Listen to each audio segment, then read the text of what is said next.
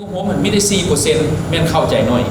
เนาะเหลือแต่ 4% หรือว่า2คนของนักสมกรในวันที่ 13 มีนาคม 2026 กรมช่วยสหกรณ์กระทรวงการเงิน ได้จัดพิธีปิดสุดฝึกห่มการนำใช้ระบบแท็กลิสต์สุดที่ 2 โดยการเป็นประธานของทานสุพันธ์วีระวงศ์ห้องหัวหน้ากรมช่วยสหกรณ์มีบรรดาหัวหน้าแผนกคณะแผนกคณะรับผิดชอบจัดฝึกอบรมวิทยากรครูฝึกและนักสัมมนากรเข้าร่วมโดยปฏิบัติตามข้อตกลงของรัฐมนตรีกระทรวงการเงินเลขที่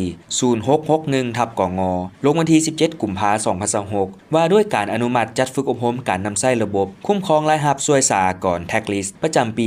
2026 ให้แก่พนักงานของกรมช่วยสหกรณ์ประจำเมืองและนครในขอบเขตทั่วประเทศซึ่งในสุดนี้แม่นสุดที่ 2 มีจำนวนทั้งหมด 40 ทานหญิง 7 ทานจากกรมช่วยสหกรณ์ 9 เมืองของนครหลวงเวียงจันทน์และ 11 เมืองของแขวงเวียงจันทน์พร้อมทั้งครูฝึกที่มาจากช่วยสหกรณ์ประจำนครหลวงเวียงจันทน์และเมืองวังเวียงแขวงเวียงจันทน์การฝึกอบรมครั้งนี้ดำเนินเป็นเวลา 5 วันกับการเรียนรู้ทุกฟังก์ชันของศูนย์ 4 โมดูลนักสมรกรจะสามารถรับรู้บทเรียนตัวจริงเพื่อนำไปจัดตั้งผังขยายสร้างความสามารถเป็นหนึ่งช่วยให้กรมช่วยสหกรณ์ในการบริการผู้เสียอากรให้มีความเข้าใจและสามารถแจ้งมอบพันธะให้ถูกต้องพร้อมกับสามารถฝึกสอนให้ผู้เสียอากรแจ้งมอบพันธะด้วยตัวเองให้ได้หลายขึ้นโอกาสนี้ท่านสุพันธ์วีระวงศ์ห้องหัวหน้ากรมช่วยสหกรณ์ได้มีคำเห็นว่าจงสุกยู่ส่งเสริมเสียอากรมอบพันธะผ่านระบบด้วยตนเองจะตั้งปฏิบัติให้เกิดดอกออกผลให้เวียกงานเสียพันธะอากรเป็นสิ่งที่สะดวกง่ายดายและบ่เป็นภาระเฮ็ดให้ผู้เสียอากรมีความภูมิใจ